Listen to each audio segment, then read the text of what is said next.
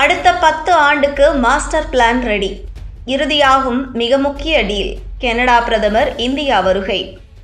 Canada நாட்டின் பிரதமர் mark Carney அரசுமுறை பயணமாக இன்று இந்தியா வருகிறார்.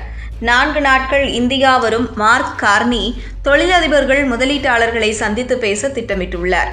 இந்தியா கனடா உறவு கடந்த சில காலமாக பாதிக்கப்பட்டுள்ள நிலையில் மார்க் கார்னியின் இந்த பயணம் இரு நாட்டு உறவில் மறுமலர்ச்சியை ஏற்படுத்தும் என எதிர்பார்க்கப்படுகிறது. இந்தியா கனடா இடையே கடந்த சில ஆண்டுகளுக்கு முன்பு வரை நல்லுறவே இருந்து வந்தது.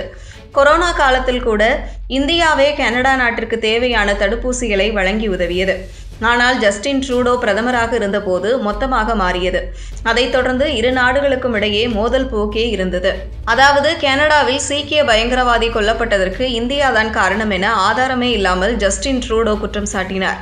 ஆதாரம் வழங்கினால் உரிய நடவடிக்கை எடுக்கிறோம் என இந்தியா கூறிய போதிலும் ஆதாரத்தை ட்ரூடோ அரசு வழங்கவில்லை. மாறாக தொடர்ந்து குற்றம் சாட்டியே வந்தது. இதனால் இரு நாடுகளுக்கும் இடையேயான உறவு பாதிக்கப்பட்டது.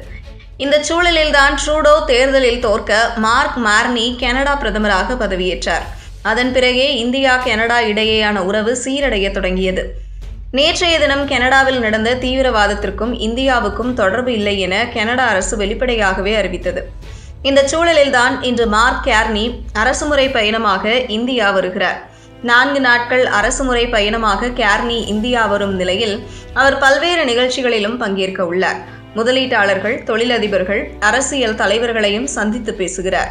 மேலும் பிரதமர் மோடியை வரும் மார்ச் 2ஆம் தேதி சந்தித்து பேசுகிறார். இதில் பல முக்கியமான ஒப்பந்தங்கள் கையெழுத்தாகும் என எதிர்பார்க்கப்படுகிறது. குறிப்பாக இந்தியாவுக்கும் கனடாவுக்கும் இடையே $2.5 பில்லியன் மதிப்பிலான யுரேனியம் ஒப்பந்தம் கையெழுத்தாக உள்ளது. இது இரு நாடுகளின் எரிசக்தி மற்றும் பாதுகாப்பு துறைக்கான முக்கிய ஒப்பந்தங்களின் ஒரு பகுதியாகும். இந்த $2.5 பில்லியன் யுரேனியம் ஒப்பந்தம் இந்தியாவின் அணுமின் நிலையங்களுக்கு அடுத்த 10 ஆண்டுகளுக்கு தேவையான யுரேனிய விநியோகத்தை உறுதி செய்யும். உள்நாட்டில் யுரேனிய இருப்பு குறைவாக இருப்பதால் இந்த ஒப்பந்தம் இந்தியாவிற்கு மிக முக்கியமானது. அதேபோல கனடாவின் கச்சா எண்ணெய் மற்றும் இயற்கை எரிவாயுவை வாங்கவும் இந்தியா உறுதியளிக்கும் ஒப்பந்தம் ஒன்றும் கையெழுத்தாகும்.